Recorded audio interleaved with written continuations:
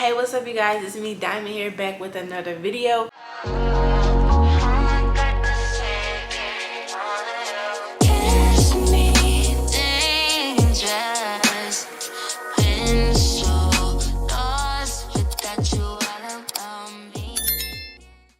Your girl is back and I'm better than ever.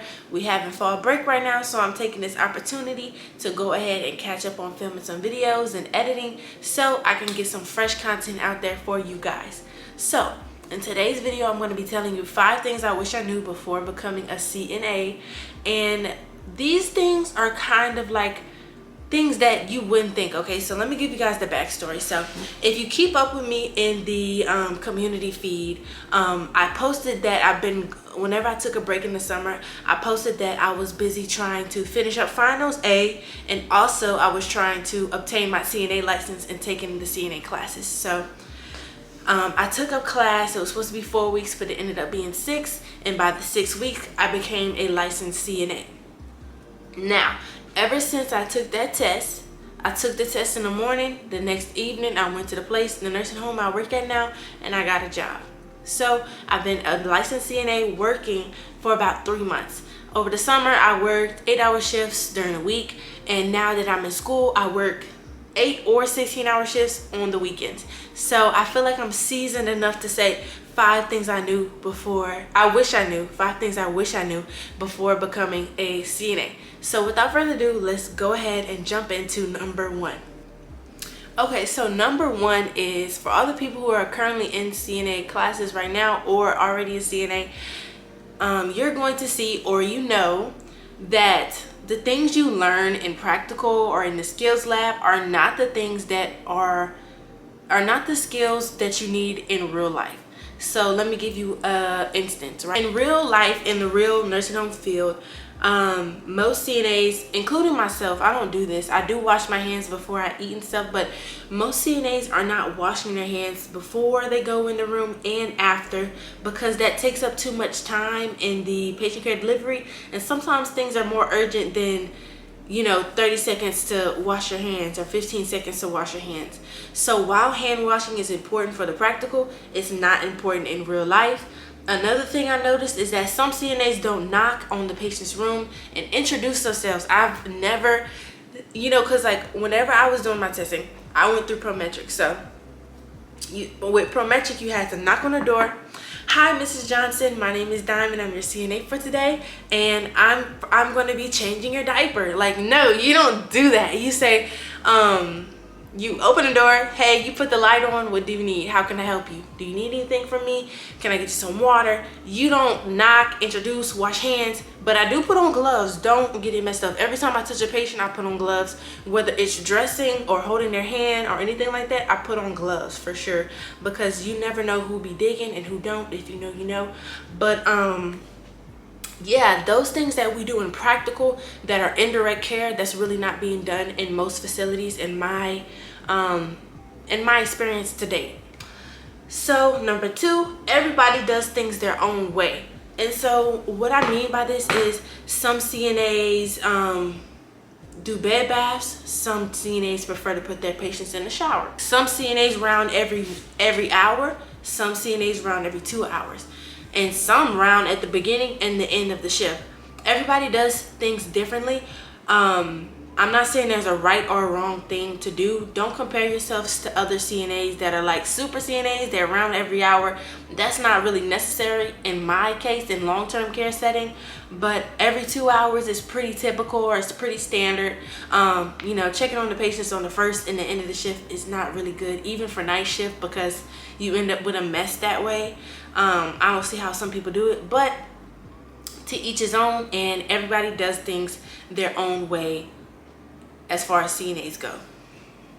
Number 3 is, I don't know, this was my experience, but they did not teach me how to change a diaper in school. They didn't teach me how to change like the underpad that goes under somebody in school. They didn't teach me how to like put on briefs or anything like that on patients.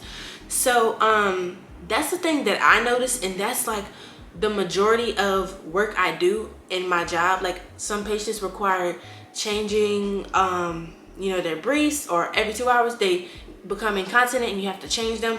So they didn't teach me that in school. So when I was in my training, I had to learn that. I did not learn that whenever I was in training, and I had to kind of like learn on the fly, like this is the way it goes, you got to turn them over, X, Y, and Z. So I feel like that's definitely something that should be tested. Like I feel like all CNAs have to change briefs, so why is that not being tested in class? I don't know. So number 4 is don't do what everybody else does. Do your job and go home. Now this is something that a lot of people don't understand, and it gets you in mess every time, almost every time, right? So you go to work, you're being overly friendly. Be nice, but don't be too much. Don't do too much. So me personally, I go to work, I do my job, you know, I chit chat, small talk, but I'm not telling people all my business. I'm not trusting people with my personal information. I'm not letting people know what I got going on. And if I do, it's one person, but I'm not even truly fond of that. But it's like you never know till you get burnt. It's like fool me once, shame on you.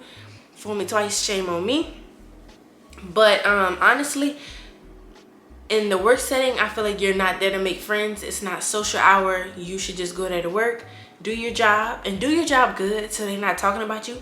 Make sure you're actually doing your job, passing ice, checking on your people, you know, making sure you do the last round so that the next people that come in don't talk about you and say you didn't do no work. Make sure you're doing your job so that you could just do your job and go home.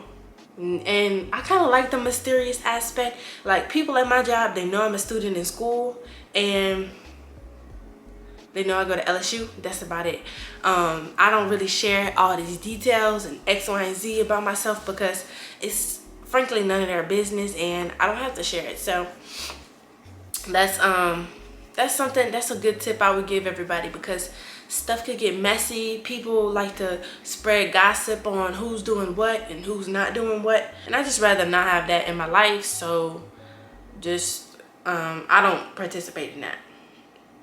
And the last tip, well, one of the last tips, I have an extra bonus tip for you guys, but the last tip here is save your back in every way you can. This one should have been number 1 of importance because this is so important. Like you learn very quickly that you have to save your back. Meaning when you go in them rooms and you're changing people and your residents don't have much strength and you have to physically roll them over and physically lift up and lift that, make sure you put that bed all the way up to working height, to level. Don't be bending over trying to push them over. That will kill your back in the worst way possible, and you will be taking ibuprofen for the next week. And let's hope you don't pull a muscle and can't work. So a very important tip is to save your back in any way possible. Raise the bed all the way up. Use your legs and hips whenever you're transferring a patient from bed to chair or chair to bed. And also get help when needed. Get help when needed. Messing up your back is not worth it, especially if you plan on staying in this field for a long time, or if you're young. Like, girl, what is you doing with 20 years old with a back that's cracking? Like, my back cracks. Like, it's not messed up, but I already have had back pain, and whenever I do improper mechanics, it makes it worse. So whenever I'm doing my rounds, I lift every bed up. I don't care if it takes 30 seconds, and we don't have crank beds, by the way. That sucks. But make sure I raise it all the way up. And then I begin the work, because I'm not in a rush, baby. Especially, I'm not in a rush to break my back, okay? And so the last bonus tip is get you some comfortable shoes. And today I have got some new shoes from Crocs. I got them from Crocs on sale.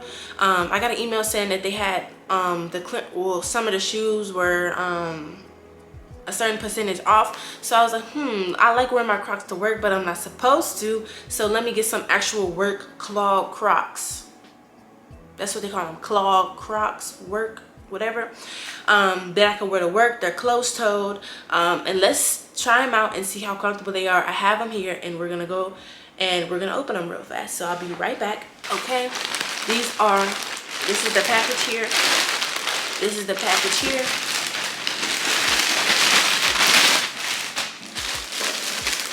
And the only color they had for me to pick from was black, so black it is.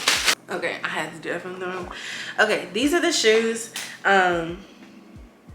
It's Crocs Dual Comfort, and these are the shoes, y'all. Like, these, I ain't gonna lie, they kind of ugly, but I feel like they'll be super comfortable when I'm working on my feet for 16 hours at a time. And you know, like, they're anti-slip, water resistant, easy to clean, and they're lightweight.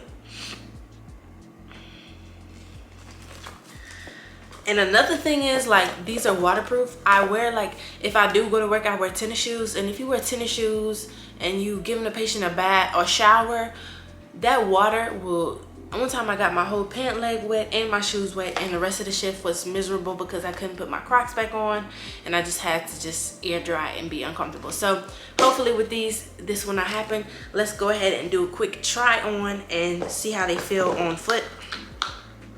And they also have a removable sole, so you can put the sole in, take it out as you please. Okay, this is my first try on. Ooh. Hey, yo. Okay, so these are the shoes. I'm not gonna lie, I think they kind of look ugly, but they're really comfortable. They're really comfortable on, and I feel like that's what matters the most. This is the shoes on like a side view. They're just plain, and they give me like an inch worth of height, but baby, ooh, oh wait, hold on, gonna break my but yeah, I like these, honestly. Like, I could see myself, they're comfortable to walk in, really comfortable to walk in, and I like them, honestly. I'm gonna wear these to work, and I think they were only like $40 after shipping and everything, so a win is a win. You know, it's a work shoe. My other work shoes are beat up and got a hole in the back, so an upgrade is an upgrade, and I like these. Okay, you guys, that wraps up today's video. I hope you enjoyed this video, and if you guys want more CNA content or me just talking about the field or some story times, I will not mind doing some of those videos. Make sure you like, comment, and subscribe on this video, and continue to support me. I'm almost to 500 subscribers, and then the next milestone is going to be 1,000, and before I know it, I'll be monetized. But thank you guys so much for the continued support, and if you're new here, please consider sticking around, watching some of my other videos, and I'll see you guys in the next. Bye.